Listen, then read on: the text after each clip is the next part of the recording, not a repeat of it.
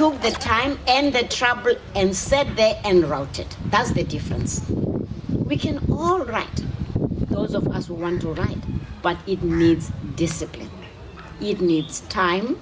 It needs a certain degree of selfishness. It needs a huge commitment. You're not going to write a book if you're not committed to writing that book.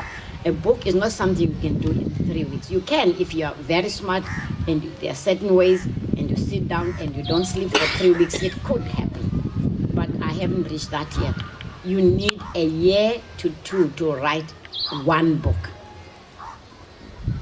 And then it you have to doesn't pay. better. It doesn't pay the kind of money people think it does. People think it's got sort of like TV generation stars, you know. Writing a book is, you will never become rich writing a book in this country. A bestseller is 600 books, I think. Nadine Gordimer, 600 to 1,000 books, which we'll get to that discussion about how sad that is a bestseller in South Africa. Well, part of the reason is because despite what is our population figure now? 45 million? 48. 50. 52. We're doing well. Well, we're doing very well, but we're not growing writers.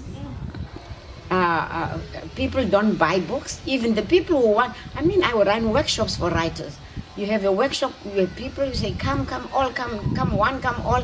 They're sitting there and you say, okay, let's start introducing ourselves, each other, to one another. First of all, what would you like to write? Novel, fiction, what are you reading? I'm not reading. Well, I have news for you, darling. If you're not reading, you're not likely to write. And even if you are lucky enough to write and lucky enough to get a publisher, who do you think is going to buy your books if you think people shouldn't buy books and read books? And you're not reading. You're not reading, but somehow you think if you write a book, there will be dummies unlike you. Yes. Tell them. There will be dummies unlike you who will go to the shop, buy books and read them. We have to start celebrating our writers, celebrating them, supporting them, and making writing something sexy, something, that people brag about. That the clubs, the reading clubs, and the AB, that is huge in the States, always bring a book. AB. If I said now, ladies, gentlemen, open your bags, very few people would have books in those bags. Am I right? You always bring a book. If you're in a bus, there's one who has a book. Thank you. If you're on a bus or on the train or on the plane, you have a book to read.